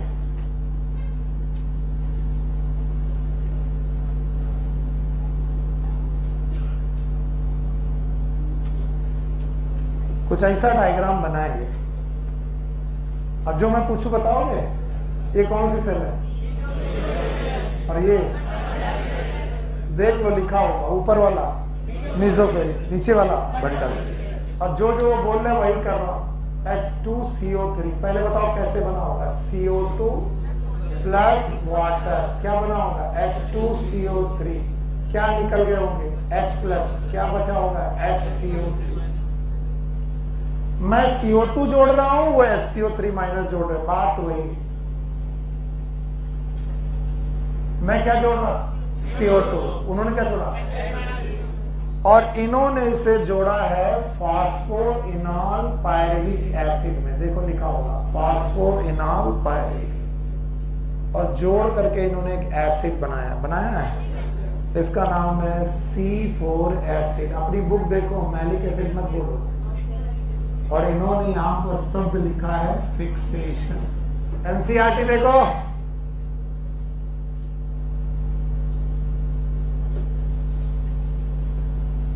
चलिए अब मैं अपनी साइकिल बनाता हूं ताकि ये रहे कि सर आपने जो पढ़ाया वो मैच कर रहा कि नहीं। C3 में मैच कराया था तो C4 में भी मैच करा दो सर। आओ, ये भाई साहब का नाम फास्फोइनॉल पायरुविक एसिड। बाहर कोहराम मचा है, क्या मचा है, ऑक्सीजन ज्यादा, टेम्परेचर ज्यादा, क्या है CO2 ज्यादा की कम, पर उसको भी जोड़ा जा रहा है। इन्होंने कार्बन डाइऑक्साइड को जोड़ा है बाई कार्बोनेट फॉर्म में, मैंने डायरेक्ट जोड़ दिया, मैं पुराना आदमी हूं, मुझे ऐसे ही पढ़ाया। किसमें जोड़ा, फास्फोइनॉल पायरुविक एसिड। क्या बनाया, ऑक्सैलो एसिटिक एसिड। कितने कार्बन का, 4। क्या ये C4 एसिड है, क्या ये C4 एसिड है? इसकी जगह पर इन्होंने क्या लिखा है, C4 एसिड। मैंने क्या लिखा है, ऑक्सैलो। इन्होंने लिखा है फिक्सेशन। क्या लिखा है, मैंने क्या लिखा, कार्बोक्सिलेशन। बात एकदम वही है, कार्बोक्सिलेशन। क्या इस एंजाइम का नाम बता सकते हो? नाम बताओ। PEPKase। What is PEPKase? Phosphoenol pyruvic acid. फिर इन्होंने C4 एसिड का कर दिया है ट्रांसपोर्ट। बस मैंने ट्रांसपोर्ट करने के पहले इसके दो फॉर्म बना दिए।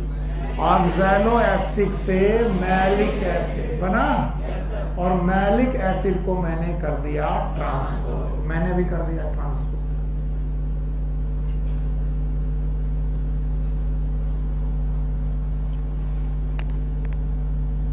इन्होंने यहां पर लिखा है ट्रांसपोर्ट, मैंने भी लिख दिया ट्रांसपोर्ट।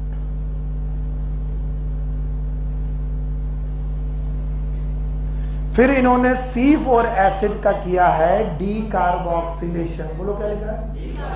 D carboxylation.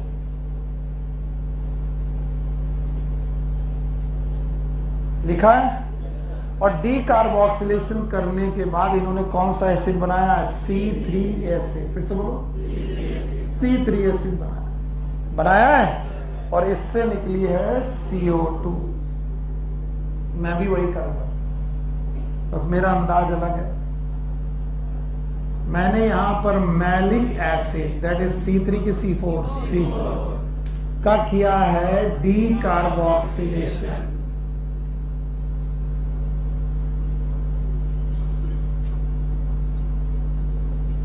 क्या किया है? D carboxylation. क्या निकली है? CO2। मैंने क्या बनाया है? Pyruvic acid. फिर से बोलो, ये एक्चुअली कैसा एसिड है? C3 acid. बराबर ना। इन्होंने C3 एसिड का फिर से किया है ट्रांसपोर्ट। यहां लिखा है ट्रांसपोर्ट और यहां आ गया C3 एसिड। और फिर इन्होंने C3 एसिड का किया है रीजनरेशन। बस मैंने वही चीज थोड़ा एक्सप्लेन कर दी। इन्होंने किया है रीजनरेशन। मैं भी देख रहा हूं, मेरा C3 एसिड है पायरुविक एसिड, इसका मैंने भी क्या किया है? ट्रांसपोर्ट। और पायरुविक एसिड से मैंने बनाया है फॉस्फोइनॉल पायरुविक एसिड। प्रोसेस का नाम रीजनरेशन। तो बताओ, पायरुविक एसिड में अगर मैं क्या जोड़ दूं? फॉस्फेट। नाम बताओ क्या लिखा है? Phosphoenol pyruvic acid. यानी पायरुविक एसिड में क्या जोड़ दूं? फॉस्फेट। तो क्या बन जाएगा? Phosphoenol pyruvic. इसके लिए मैंने रिएक्शन डिटेल कर दी है। डिटेल ये कर दी है कि यहां पर ATP जुड़ेगा, लेकिन बनेगा क्या? AMP। ये रही आपकी बुक की, ये रहा मेरा। फिर मैंने आपसे कहा कि ये डी कार्बोक्सिलेशन क्यों किया गया। बस मैंने ये ज्यादा पढ़ा दिया। क्यों किया गया? क्योंकि यहां रहता है रुबिस्को। कौन रहता है? और रुबिस्को एक बदतमीज एंजाइम है। अगर उसको पता चल गया कि ऑक्सीजन ज्यादा है तो क्या जोड़ बैठेगा? ऑक्सीजन। तो जहां वो है वहां पर ऑक्सीजन रखा गया कि CO2 कंसंट्रेशन घटाई गई, बढ़ाई और बढ़ाई गई तो इसमें कौन जुड़ा? RUBP। और बताओ क्या चालू हुआ? 3PGA। याद आया? प्रोसेस का नाम कार्बोक्सिलेशन। बताओ इसका नाम और इसका नाम पक्का? क्या बनने लगी? ग्लूकोज। हाँ, मैंने अपनी रिएक्शन यहां से बैलेंस की। कहां से? यहां से। कैसे बैलेंस की? मुझे 1 मोल ग्लूकोज बनाने के लिए कितनी चक्कर? 6 टन चाहिए। तो मैं बोला कितनी? CO2। और ये CO2 मैलिक एसिड से मिल रही है, तो कितने मैलिक एसिड? 6। पायरुविक एसिड 6, तो डी कार्बोक्सिलेशन 6 बार। अगर मुझे मैलिक एसिड 6 चाहिए तो ऑक्सैलोएस्टिक भी, फॉस्फोइनॉल पायरुविक एसिड भी 6, पायरुविक एसिड भी 6, सब कुछ 6 चाहिए। तो कितने चक्कर चाहिए मुझे? 6 चाहिए। और इन 6 चक्कर के बाद मुझे 6 CO2 मिली और 1 ग्लूकोज मिला। इस 1 ग्लूकोज को पाने के लिए इस साइकिल का नाम पहले से मालूम था, C3 साइकिल। तो क्या C4 प्लांट में C4 साइकिल के साथ साथ C3 साइकिल भी चलती है? It is a universal cycle. ये कहीं पर भी खत्म नहीं होगी। और मुझे बताया गया, जो मैं जानता हूं, इस रीजनरेशन रिडक्शन वाले स्टेप में कितने एटीपी? 12। कल पढ़ा रखा है, NADPH 12 यूज होते हैं, और रीजनरेशन वाले में 6 एटीपी यूज होते हैं। तो मैं C3 की इक्वेशन कल ही पढ़ चुका हूं, बताओ 6 कार्बन डाइऑक्साइड फिक्स करने के लिए 18 एटीपी 12 NADPH चाहिए, और तब जाकर के 1 मोल ग्लूकोज बनेगा। कहां से? C3। लेकिन C4 प्लांट C3 के साथ साथ C4 साइकिल भी चलाते हैं, जिसमें रीजनरेशन स्टेप पे क्या यूज होती है? ATP। तो 6 मोल पायरुविक एसिड से 6 मोल फॉस्फोइनॉल पायरुविक एसिड यूज करने के लिए 6 ATP से 6 AMP बननी चाहिए। सर आपको यहाँ पर 6 ATP काउंट करनी चाहिए, पर मैंने कहा बच्चों ये 6 ATP नहीं है, क्योंकि 1 ATP से 1 ATP का काम लिया गया कि डबल, तो 6 से कितना? 12। तो इफेक्टिवली ये कितनी ATP मानी गई है? 12। और ये 12 ATP मानी गई है ज्यादा। इसका मतलब आपको रीजनरेशन में C4 साइकिल के दौरान 12 ATP एक्स्ट्रा चाहिए। क्या चाहिए? 6 चक्कर मारने के लिए 6 CO2 को यूज किया गया। यस और नो? बिल्कुल नहीं। ध्यान सुनो, 6 CO2 को फिक्स करके 1 मोल ग्लूकोज बनाने के लिए 18 ATP कहां से? C3 से, और 12 कहां से? C4 से। 18 और 12 30 ATP की जरूरत है, और कितने NADPH? 12। वो मैं बाद में लिख दूंगा। ये आपकी NCERT, वो NCERT का एक्सप्लेनेशन। इसीलिए कल मैंने C3 अलग लिखी थी और फिर NCERT की C3 अलग लिखी थी। देख लो, ये कौन है? Phosphoenol pyruvic acid. इसमें क्या जुड़ रही है? किस फॉर्म में? बाइकार्बोनेट। क्या हो रहा है? फिक्सेशन। क्या बन रहा है? C4 ट्रांसफर हो रहा है। क्या हो रहा है? बताओ, इस डीकार्बोक्सिलेशन से कौन सी साइकिल? C3 साइकिल होगी। C3 एसिड ट्रांसपोर्ट हो रहा है, वापस आ रहा है। क्या हो रहा है? रीजनरेशन। NCERT ने यहाँ क्या मिस किया? ATP से ATP। अच्छा, मुझे क्यों आने लगा ऐसा? क्यों? क्योंकि हम लोगों ने MP कौशिक पढ़ी है। जब हम लोग पढ़ते तो MP कौशिक बुक में ये एक्सप्लेनेशन ये लिखा। तो जब मैं ये पढ़ पूछता हूँ, बच्चे बता ही नहीं पाते। बता पाओगे? चलो बताओ, कौन बिना देखे बता पाओगे? हटा दें इसे, बता दोगे? पक्का बताना। बाकी लिख चुके होंगे। चलो भाई, अब बताओ, पहले मेरी साइकिल बताओ। Phosphoenol pyruvic acid, CO2, oxaloacetic acid, malic acid, transfer, malic acid से pyruvic acid, decarboxylation, pyruvic acid transfer, pyruvic acid से फॉस्फोइनॉल पायरुविक एसिड रीजनरेशन। पक्का? डीकार्बोक्सिलेशन कहाँ गया? रुबिस्को। C3 साइकिल हुई, कार्बोक्सिलेशन, रिडक्शन, कोई दिक्कत? यहाँ पर केवल एक सेल थी, मीजोफिल। यहाँ पर 2 है, मीजोफिल। चलो अब इक्वेशन लिखेंगे। 6 टन के लिए 6 कार्बन डाइऑक्साइड फिक्स करके 1 ग्लूकोज बनाना है, और ये काम करने के लिए 6 कार्बन डाइऑक्साइड को फिक्स करने के लिए 18 ATP प्लस 12 ATP की जरूरत है, दैट इज 30 ATP। और मैं इनको भी अलग अलग लिख देता हूं। 18 ATP में 12 for reduction in C3, 6 for regeneration in C3, यानी ये सब के सब C3 से हैं, और 12 की 12 रीजनरेशन इन C4। तो टोटल कितनी ATP? 30। इन्हीं बेटा 6 कार्बन डाइऑक्साइड के लिए 12 NADPH।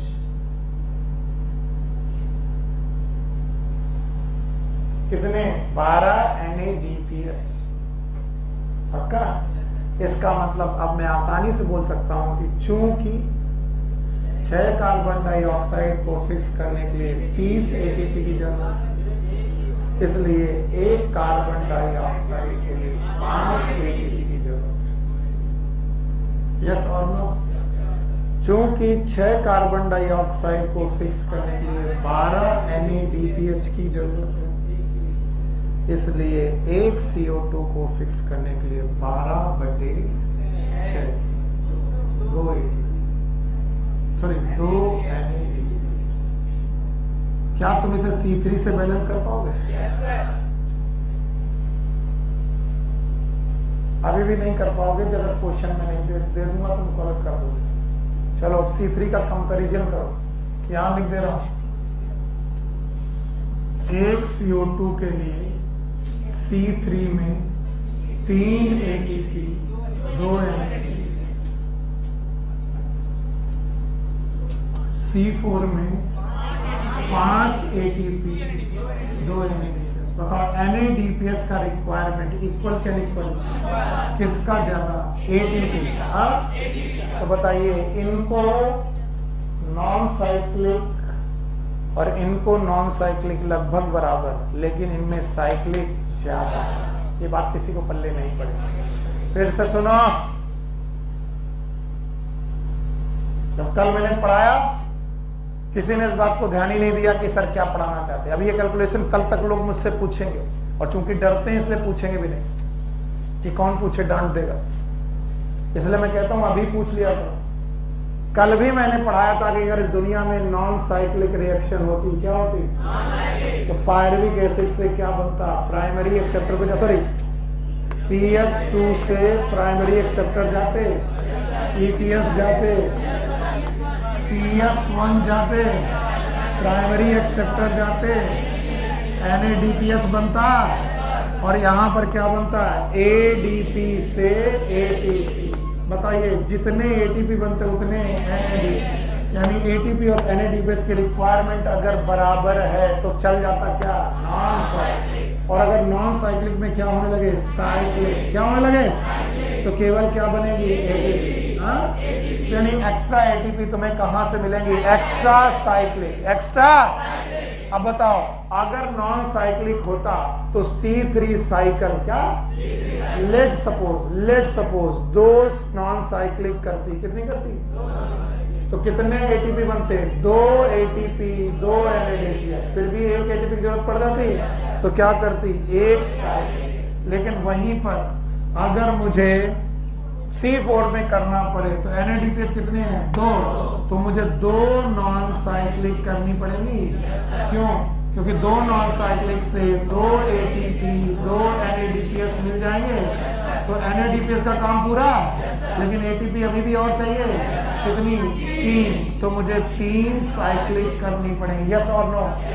इसीलिए कहते हैं, शायद ये पॉइंट तुम संभाल ना पाओ। तुम सुनो, तुम ध्यान से, शायद तुम्हें क्वेश्चन संभाल ना पाओ, बहुत कम लोग संभाल पाते हैं। उसी सनलाइट से C3 प्लांट, उतनी ही सनलाइट से, सूरज अलग थोड़ी ना, सन तो एक ही है, उतनी ही सनलाइट से C3 plant 2 non cyclic 1 cyclic करते हैं, तब वो 3 ATP और 2 NADPH पैदा करते हैं। यस और नो?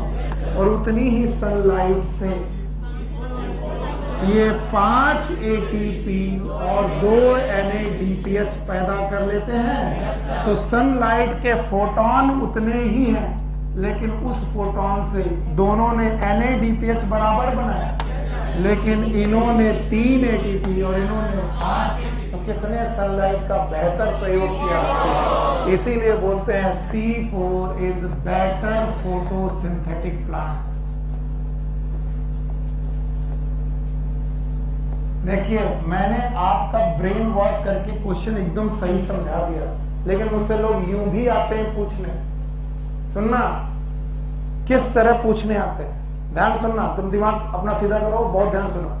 कहते हैं सर C3 साइकिल अच्छी होनी चाहिए। बोले क्यों? कहते हैं सर C3 साइकिल में खर्चा 18 ATP का,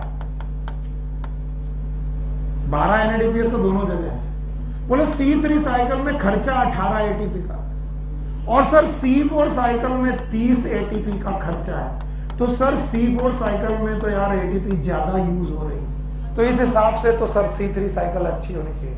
तब मैं उनसे पूछता हूं ये खर्चा कहां से लेके आ रहे हो, ये 18 एटीपी कहां से ला रहे हो? तो वो कहते हैं सर लाइट रिएक्शन से। मेरी जाल में फंस जाती है। तो हमने कहा लाइट रिएक्शन कर कौन रहा? बोले प्लांट ये लाइट रिएक्शन किससे कर रहे हैं? बोले सन से। इसका मतलब उसी सन से ये कितने पैदा कर रहे हैं? 18, और उसी से ये 30। तो कौन बेटर? नहीं, अगर यहाँ के पहले सोचोगे तो तुम्हें लगेगा सही तो है, इसने तो 18 एटीपी बना करके एक ग्लूकोज बनाया और इसने 30 एटीपी, इसका खर्चा ज्यादा, ये खराब होना चाहिए। लेकिन ये खराब क्योंकि ये 30 एटीपी कहां से लाया? अपने घर से। कहां से? और ये 18 एटीपी कहां से लाया? सनलाइट से। इसका मतलब दोनों लोग किसने क्या लिया? और सनलाइट के पास लेस देन 50% पार है कि नहीं है? तुम जितना मर्जी आओ उठा लो, और तुम उठा कितना रहे हो? 2 से 10। तुमसे किसने कहा 2 से 10 उठाओ? और उठाओ। तो तुमने कम उठाया तो तुमने कम बनाया, हमने ज्यादा उठाया तो ज्यादा। वो बोल रहा सर एक लड़के का सिलेक्शन 5 घंटे पढ़ करके सर नहीं हो रहा है, 1 घंटे का हो रहा है, और एक ने 18 घंटे पढ़ के किया, तो सर बेहतर मेहनत 18 ने की, लेकिन कहां से की? उसी 24 घंटे से तो निकाले। तो उस 24 घंटे से किसने ज्यादा मेहनत की? जिसने 18 घंटे। तो विच इज बेटर? 18, क्योंकि यहाँ ब्रेन की बात है, ब्रेन क्वालिटी आ जाती है, यहाँ क्वालिटी नहीं क्वांटिटी की बात है। तो उसी सनलाइट से इन्होंने कितना बनाया? 18, और उसी से इसने 30। तो बताओ विच इज बेटर? तो मुझसे क्वेश्चन पूछने के लोग उल्टा आते हैं, और तुम उनमें से एक होगे जो ये क्वेश्चन पूछोगे कि सर C3 में एक ग्लूकोज बनाने के लिए 18 एटीपी होती है, और C4 में एक ग्लूकोज बनाने के लिए 30 होती है, तो सर C4 तो खराब साइकिल हुई। तो हम कान के नीचे देंगे, क्योंकि हम पूछेंगे ये 30 एटीपी लाए कहाँ से? अपने घर से। कहाँ से? इसका मतलब C4 पौधे सनलाइट का प्रयोग करना अच्छी तरीके से जानते, इसीलिए वो हाई लाइट इंटेंसिटी में। भूल गए? एडाप्टेशन 4 थे, हाई टेम्परेचर, हाई लाइट, लो CO2, नहीं आया। और ये वजह क्यों हो पाई? क्योंकि इनके पास बेहतर बंडल शीथ है, बेहतर बंडल शीथ, और इनका रूबिस्को मीजोफिल में है कि बंडल से? बंडल। और इनकी एनाटॉमी बेटर है। कौन सी एनाटॉमी? और बोलते हैं क्रैंच एनाटॉमी करने वाले प्लांट का एग्जाम्पल है C4 प्लांट। दौड़ने भागने की कोशिश मत करो। C4 प्लांट के example sorghum, barley, maize, soybean नहीं बेटा, sugar cane, soybean,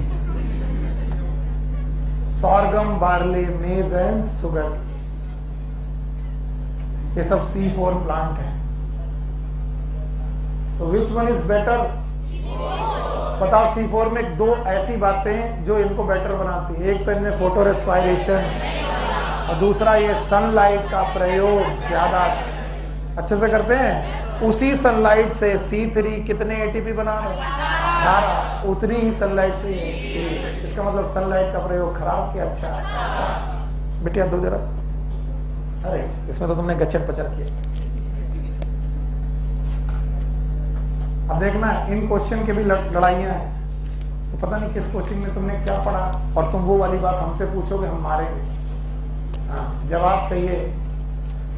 page number 221। ये रहे कैरेक्टर, ये रहे C3, ये रहे C4 प्लांट के नाम है, और ये रहे ऑप्शन। चूज इसी में से एक करना, अपने मन से चूज नहीं करना। ऑप्शन उन्हीं ऑप्शन में से C3 और C4 के लिए चूज करना है। पहला character, cell type in which Calvin cycle takes place. Cell type जिसमें C3 हो, और ऑप्शन क्या क्या दिए इन्होंने? मीजोफिल, बंडल सी हो। अच्छा, बताओ C3 में मीसोफिल, C4 में बंडल से। जानवी थप्पड़ पड़ेगा बहुत तेजी का। वाई बहुत कौन सी साइकिल? Calvin cycle. यहां पर कौन सी चल रही थी? C4 और यहां पर कौन चल रही? C3। बहुत ध्यान से जवाब दो। कैल्विन साइकिल मतलब C3 साइकिल C3 प्लांट में कहां होती है? C4 में। पहला क्वेश्चन हो गया। कंफ्यूजन हो पूछ लो, बाहर मिलकर मत बोलना फला सर ने ये पढ़ाया था, फला सर ने भूसा कर देंगे। पहला क्वेश्चन, एनी डाउट? हाथ उठाओ। नहीं। दूसरा, cell type which in the initial carboxylation, initial carboxylation, पहला कार्बोक्सिलेशन इनमें दोनों में पहला कार्बोक्सिलेशन कहा? मीसोफिल। अगला question, how many cell type does, cell type कितने प्रकार की जिनमें CO2 फिक्सेशन होता है? C3 में 1 कौन सी? Mesophyll.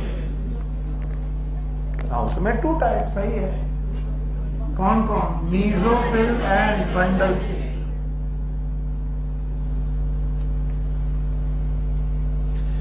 Which is the primary CO2 acceptor?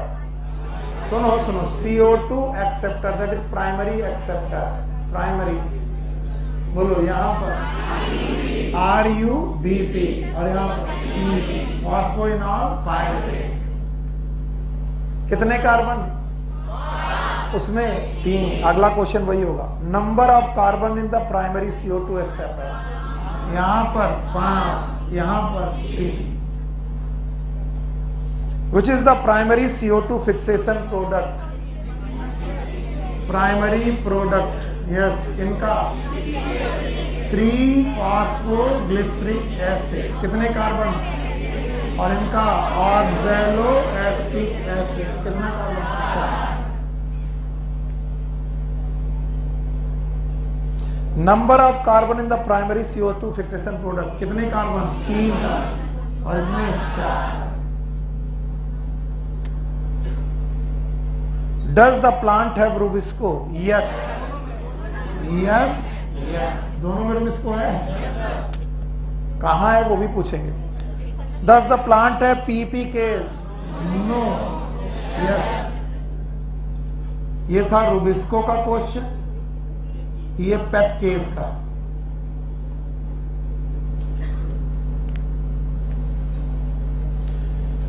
Which cell in plant have Rubisco? यहां पर मीसोफिल, यहां पर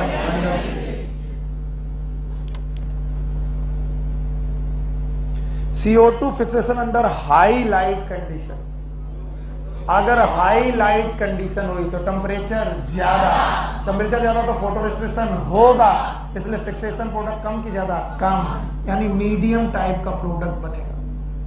और यहां high, C4 is better photosynthetic plant in high intensity। ये नहीं समझ में आया? फिर से सुनो। हाँ, ये वाला बताओ। अगर लाइट इंटेंसिटी ज्यादा हुई, क्या ज्यादा हुई? ओके, लाइट इंटेंसिटी ज्यादा हुई तो रूबिस्को दोगलापन करेगा। कहां पर? तो जो फिजिक्सल प्रोडक्ट बनेंगे उनका क्या कर देगा? Photo respiration. तो बताओ, फोटोसिंथेसिस बढ़ जाएगी, कम हो जाएगी?